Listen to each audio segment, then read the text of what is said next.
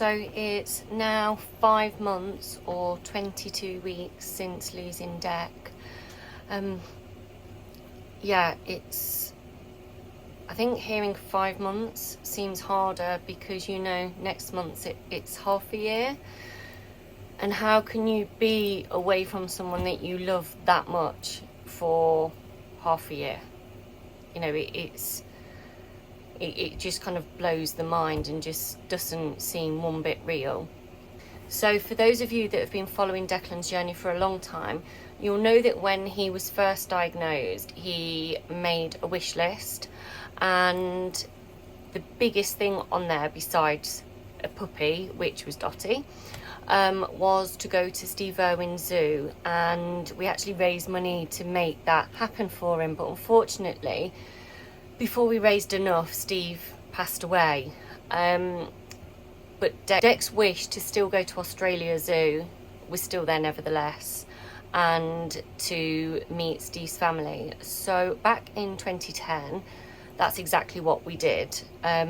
Me, Declan and my sister went to Australia as part of Declan's wish list, and the main thing was Steve Irwin's Zoo, but you can't travel 24 hours just to go to Steve Irwin's Zoo. So we looked at some other things to do, and on those travels we met a beautiful, beautiful lady called Prue, who has stayed in our lives ever since. And she invited me over to Australia for a bit of healing, as well as getting to see her and her beautiful family. So I travelled here 2 days ago. So, well, this will be day 3.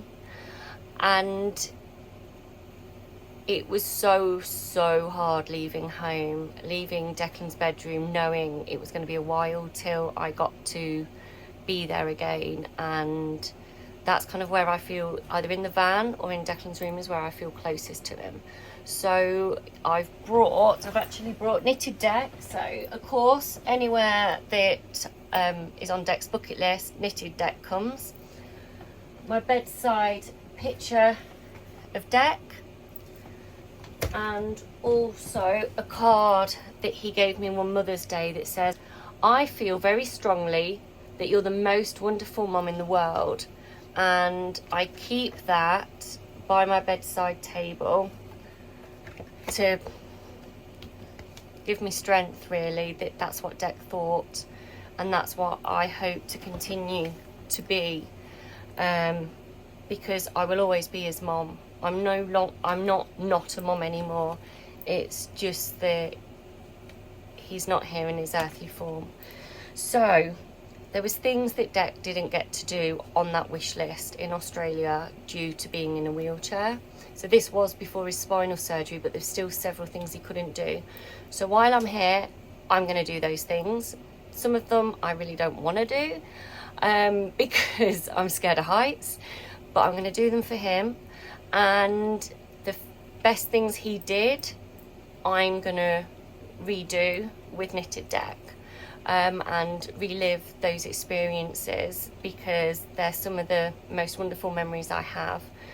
So over the next however long, you can follow me on my journey around the east coast of Australia and where knitted Dec goes. So today I've been told we're off to a lagoon. It's going to be 37 degrees here today. So we're off to a lagoon where apparently there's a waterfall. So it looks like I'm going to get, although it was the top 10 waterfalls in the UK, make it worldwide. So I'm going to be seeing a waterfall today as well. So this is how my journey started. So me and knitted Dec are doing the biggest bucket list things so far, and are heading to Australia to tick a few things off the list that he didn't manage to do when we went in 2010. So flew into Birmingham to Dubai, and now Dubai to Brisbane, going to stay with some friends. So yeah, let's see what happens on this leg of the trip.